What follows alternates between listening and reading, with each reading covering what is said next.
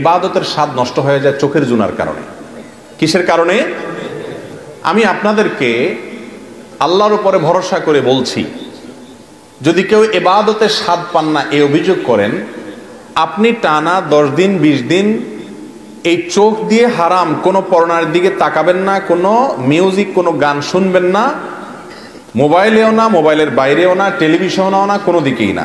রাস্তা চলবেন, নিজেকে নিয়ন্ত্রণ করবেন, নজর পড়ে গেছে সাথে সাথে নিজেকে শাসন করবেন, ভৎসনা করবেন, আল্লাহর কাছে মাপ চাইবেন, এরপরে আরো সাবধান হয়ে চলবেন। এভাবে 10-15 দিন যদি চোখের জানা থেকে আপনাকে বাঁচাতে পারেন নিজেকে, ইনশাআল্লাহ আপনি ইবাদতের স্বাদ পাবেন। আপনি রুকু করলে সিজদা করলে আর উঠতে মনে চাবে না। ভাইরে, আজ আমাদের কাছে নামাজটা বোঝা হয়ে গেছে। আমরা নামাজটা পড়ি একটা বোঝা, পড়ে শেষ করতে পারলে বাঁচি। সাহাবায়ে কেরাম, এমনকি আমাদের প্রিয় নবী করিম সাল্লাল্লাহু আলাইহি সাল্লাম কিভাবে নামাজ পড়তেন জানেন? আম্মা জান আয়েশা বলেন, তিনি যখন রাতের জন্য নামাজ পড়তেন, লা তাসআল আন হুসনিহিন্না ওয়া তুলিহিন্না, নবীজির রাতের নামাজের কি সৌন্দর্য ছিল, আর বলো না। যখন তিনি দাঁড়িয়ে কিরাত পড়তে থাকতেন, এত লম্বা সময় পড়তেন, আমরা মনে করতাম হায়রে রুকুতে আর যাবেন না মনে হয়।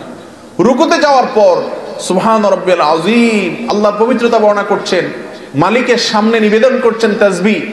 এত বেশি ভালো লাগা কাজ করতো, নবীজি রুকু থেকে আর উঠতেন না। আমাদের আয়েশা বলেন, মনে হতো তিনি আর উঠবেন না, মাথা তুলবেন না। ভয় হতো যে হায়রে এত সময় ধরে তিনি রুকুতে আছেন, কষ্ট হয়ে যাচ্ছে, মাথাটা কেন তুলছেন না।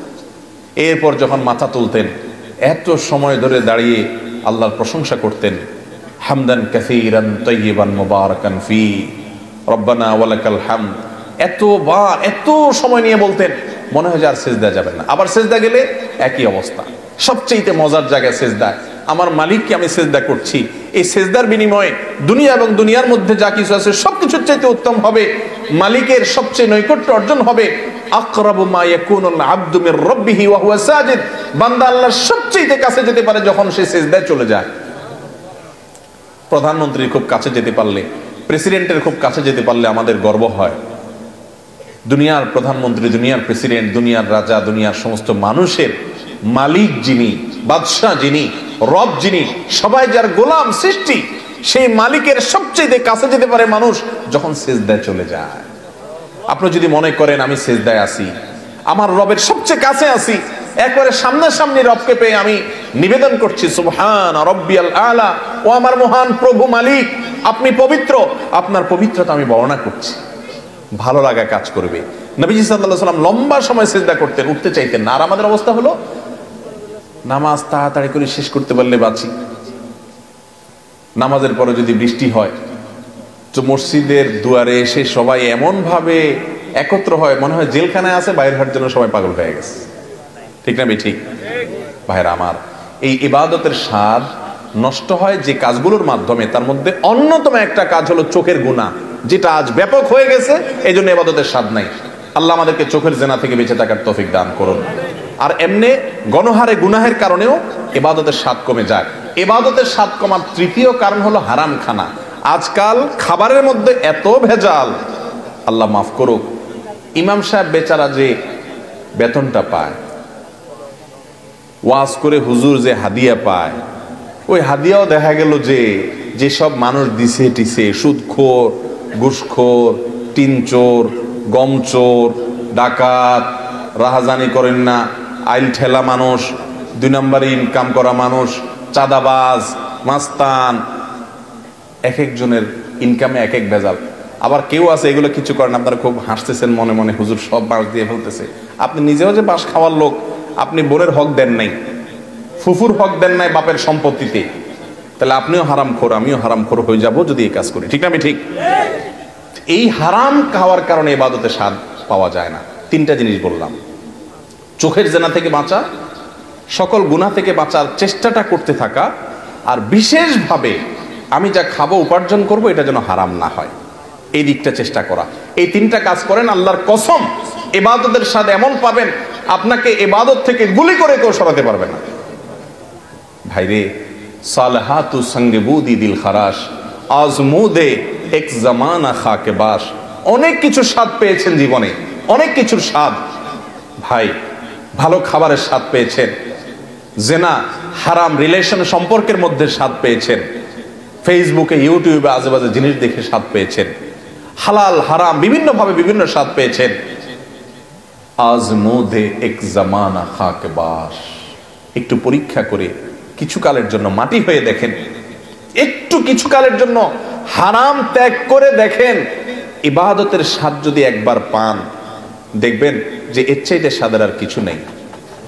শাহ ওলিউল্লাহ মুহাদ্দিস দেহলভী রাহিমাহুল্লাহ, তার ব্যাপারে একটি ঘটনা বর্ণিত আছে যে তিনি বলতেন,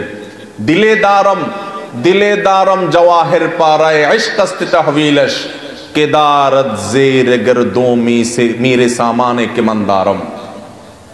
তিনি দিল্লি শাহী মসজিদের ওখানে দাঁড়িয়ে বলতেন, আল্লাহ এমন এক দিল দিয়েছেন আমাকে, এই অন্তরের চতুর্পাশ দিয়ে বড় বড় রাজা বাদশাদের রাজত্ব, এগুলো গুড়গুড় করে ঘুরতে থাকে কিন্তু ভেতরে ঢোকার চান্স পায় না। এর মানে বুঝছেন? মনে করেন একজন আপনার বাড়ির পাশে 2 নম্বর টাকা দিয়ে আঙ্গুল ফুলে কলা গাছ হয়ে গেছে, আছে না না এরকম? আপনার বাপেও খোঁচায়, মায়েও খোঁচায়, আপনার নিজের কাছেও খারাপ লাগে যে আমি কি করলাম। হ্যাঁ, আরেকজন হারাম রিলেশন করে 2টা-4টা সম্পর্ক করে ফেলছে, আপনার কোনো হারাম রিলেশন না, আপনি মনে করতেছেন হারে আমি দুনিয়ার এই ভোগ উপভোগ থেকে নিজেকে দূরে সরিয়ে রাখলাম।